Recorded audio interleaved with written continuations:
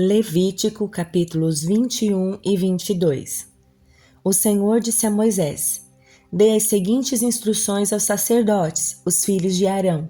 Nenhum sacerdote deverá se tornar cerimonialmente impuro por causa da morte de alguém do povo. As únicas exceções são seus parentes mais próximos, mãe ou pai, filho ou filha, irmão ou irmã virgem que dependa dele, uma vez que não tem marido. Nesse caso, poderá contaminar-se. O sacerdote não deverá contaminar-se e tornar-se cerimonialmente impuro por causa de alguém parente da sua esposa. Os sacerdotes não rasparão a cabeça, não rasparão a barba rente à pele, nem farão cortes no corpo.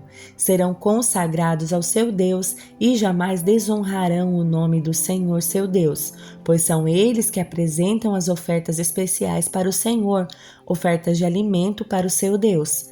Os sacerdotes não se casarão com uma mulher contaminada pela prostituição, nem se casarão com uma mulher divorciada do marido, pois o sacerdote é consagrado ao seu Deus. Tratem-no como santo, pois ele traz as ofertas de alimento perante o seu Deus. Considerem-no santo, pois eu, o Senhor, sou santo e santifico vocês. Se a filha de um sacerdote se tornar prostituta e desse modo se contaminar, também contamina a santidade do seu pai e deverá morrer queimada. O sumo sacerdote ocupa a posição mais elevada entre todos os sacerdotes. O óleo da unção foi derramado sobre sua cabeça e ele foi consagrado para vestir as roupas sacerdotais. Nunca deixará o cabelo despenteado, nem rasgará suas roupas em sinal de luto. Não se contaminará por aproximar-se de um cadáver. Não se tornará cerimonialmente impuro, nem mesmo por causa do seu pai ou de sua mãe. Não deixará o santuário, nem contaminará o santuário do seu Deus, pois foi consagrado pelo óleo da unção do seu Deus. Eu sou o Senhor. O sumo sacerdote somente se casará com uma virgem. Não se casará com viúva, nem com mulher divorciada, nem com uma mulher contaminada pela prostituição. Sua esposa deverá ser uma virgem do seu próprio clã, para que ele não desonre seus descendentes entre o povo, pois eu sou o Senhor que o santifico. Então o Senhor disse a Moisés: Dê as seguintes instruções a Arão. Nas gerações futuras, nenhum dos seus descendentes, portador de algum defeito físico, estará qualificado para trazer ofertas de alimento ao seu Deus. Nenhum homem que tenha algum defeito estará qualificado, seja ele cego, aleijado, mutilado ou deformado, ou tenha o pé ou o braço quebrado, ou seja corcunda ou anão, ou tenha um olho defeituoso, ou feridas na pele ou sarna, ou testículos defeituosos. Nenhum descendente de Arão que tenha algum defeito se aproximará do altar para apresentar ofertas especiais para o Senhor. Uma vez que tem defeito, não poderá se aproximar do altar para trazer ofertas de alimento ao seu Deus. No entanto, poderá comer do alimento oferecido a Deus, das ofertas santas e das ofertas santíssimas. Mas por causa do seu defeito físico, não passará diante da cortina interna, nem se aproximará do altar, pois contaminaria meus lugares santos. Eu sou o Senhor que santifico esses lugares. Moisés deu essas instruções a Arão e seus filhos e a todos os israelitas. O Senhor disse a Moisés: Diga a Arão e a seus filhos que tenham muito respeito pelas ofertas sagradas que os israelitas consagrarem a mim, a fim de não desonrarem meu santo nome. Eu sou o Senhor.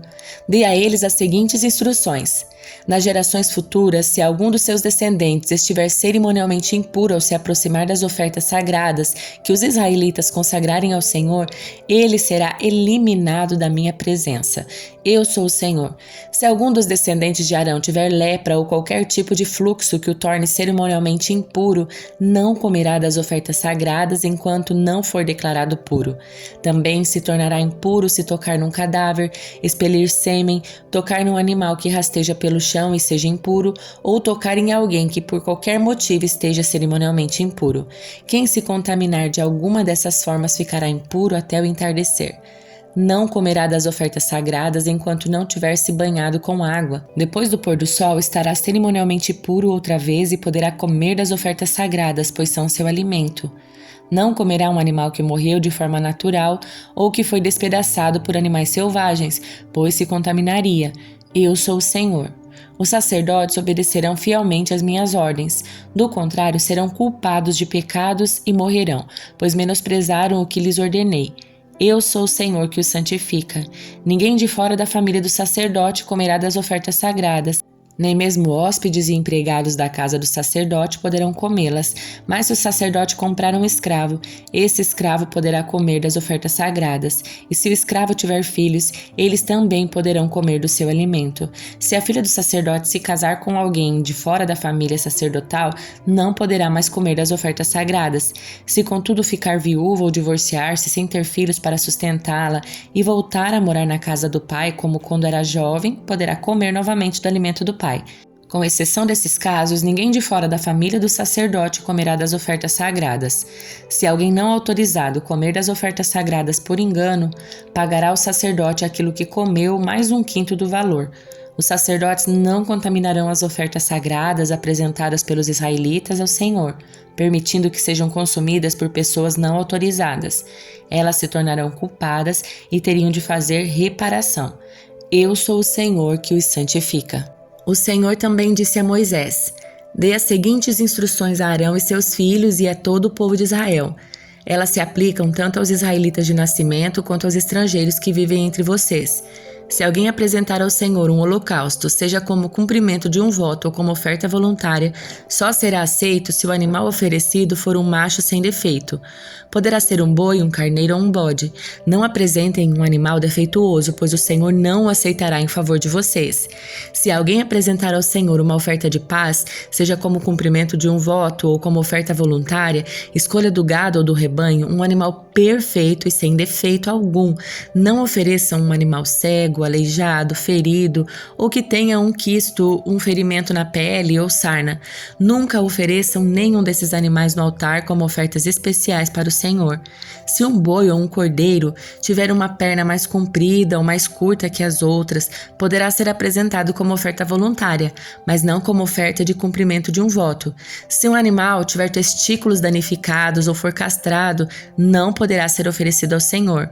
Nunca façam isso em sua própria terra e não recebam de estrangeiros animais como esses em pagamento, para depois oferecê-los como sacrifícios a Deus.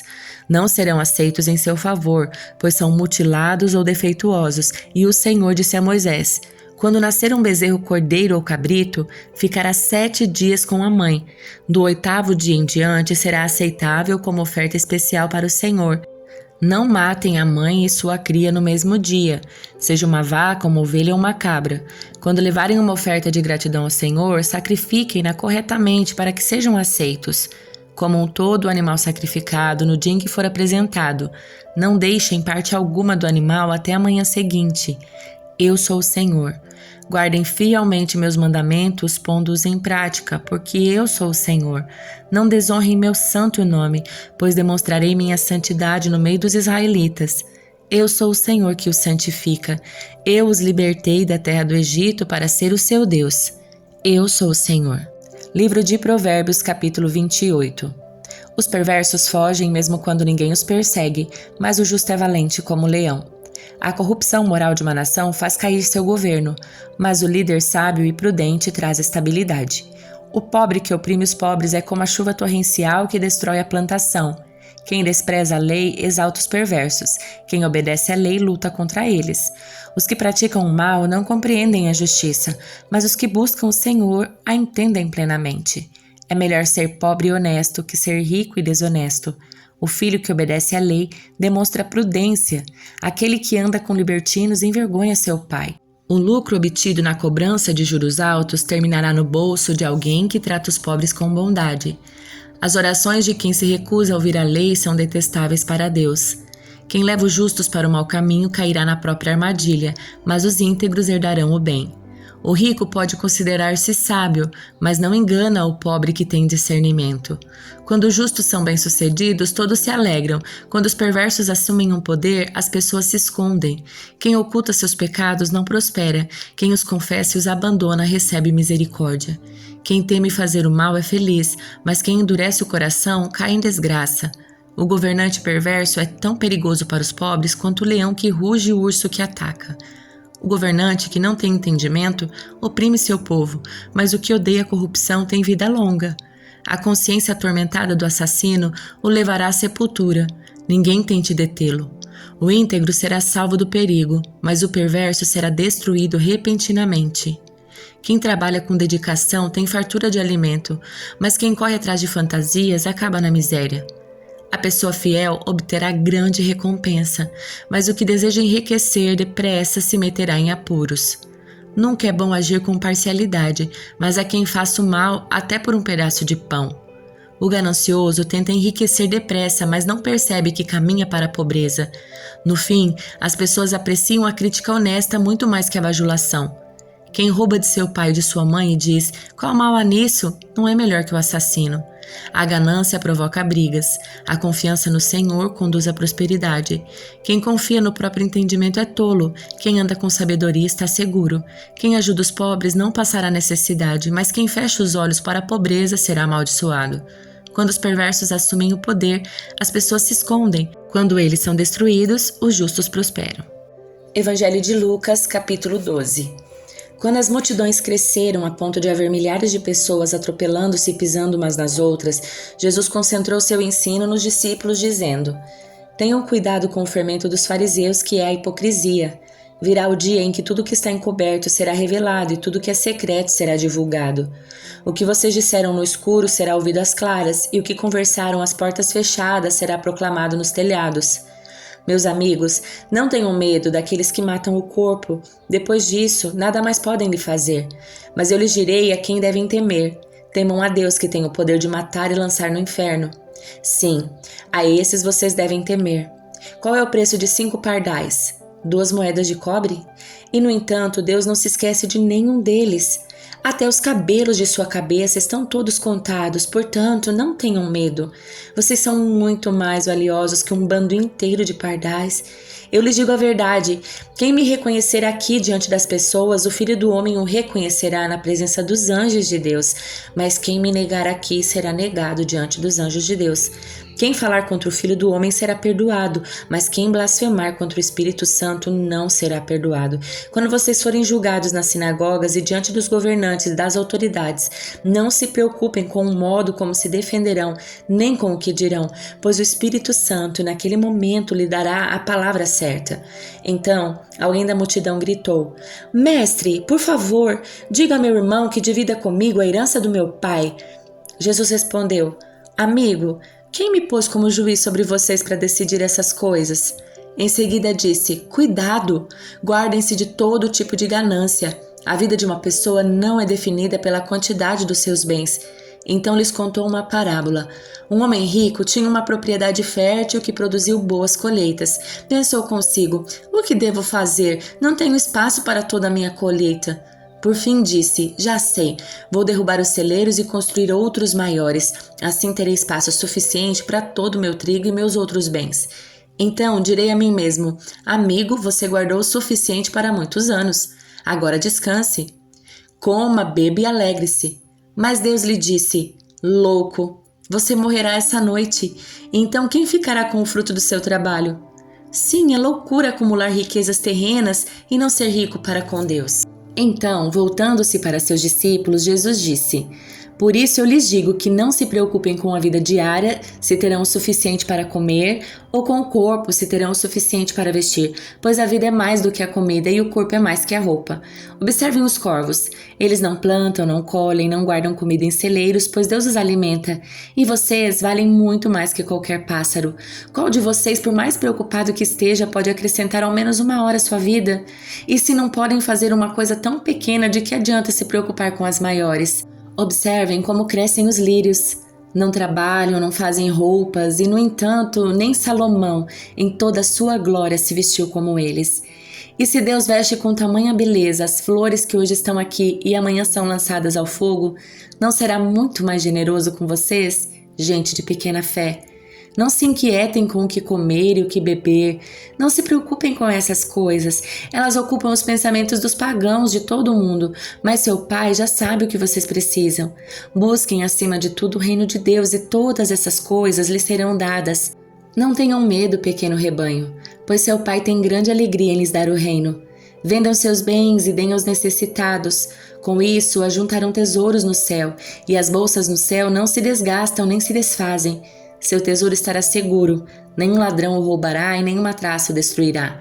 Onde seu tesouro estiver, ali também estará seu coração. Estejam vestidos, prontos para servir e mantenham suas lâmpadas acesas, como se esperassem o seu senhor voltar do banquete de casamento. Então poderão abrir-lhe a porta e deixá-lo entrar no momento em que ele chegar e bater. Os servos que estiverem prontos, aguardando o seu retorno, serão recompensados. Eu lhe digo a verdade, ele mesmo se vestirá como servo, indicará onde vocês se assentarão e os servirá enquanto estão à mesa. Quer ele venha no meio da noite, quer de madrugada, e ele recompensará os servos que estiverem prontos. Entendam isso, se o dono da casa soubesse exatamente a que horas o ladrão viria, não permitiria que a casa fosse arrombada. Estejam também sempre preparados, pois o Filho do Homem virá quando menos esperam. Então Pedro perguntou: Senhor, essa ilustração se aplica apenas a nós ou a todos?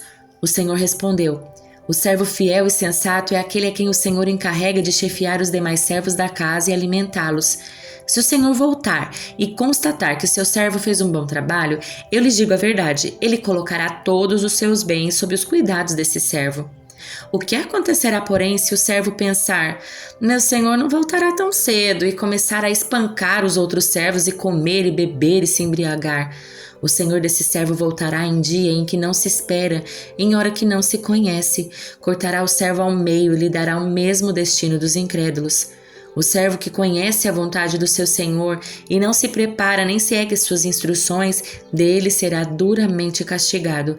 Mas aquele que não a conhece e faz algo errado, será castigado com menos severidade. A quem muito foi dado, muito será pedido, e a quem muito foi confiado, ainda mais será exigido. Eu vim para incendiar a terra e gostaria que já estivesse em chamas. No entanto, tenho de passar por um batismo e estou angustiado até que ele se realize. Vocês pensam que vim trazer paz à terra? Não, eu vim causar divisão.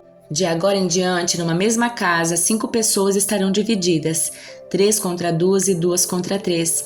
O pai ficará contra o filho e o filho contra o pai, a mãe contra a filha e a filha contra a mãe, a sogra contra a nora e a nora contra a sogra. Então Jesus se voltou para a multidão e disse: Quando vocês veem nuvens se formando no oeste, dizem, vai chover, e tem razão. Quando sopra o vento sul, dizem, hoje vai fazer calor. E assim ocorre.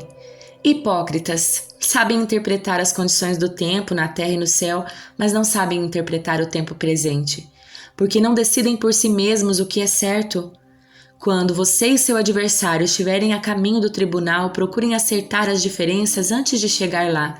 Do contrário, pode ser que o acusador o entregue ao juiz, e o juiz é um oficial que o lançará na prisão. Eu lhe digo, você não será solto enquanto não tiver pago até o último centavo.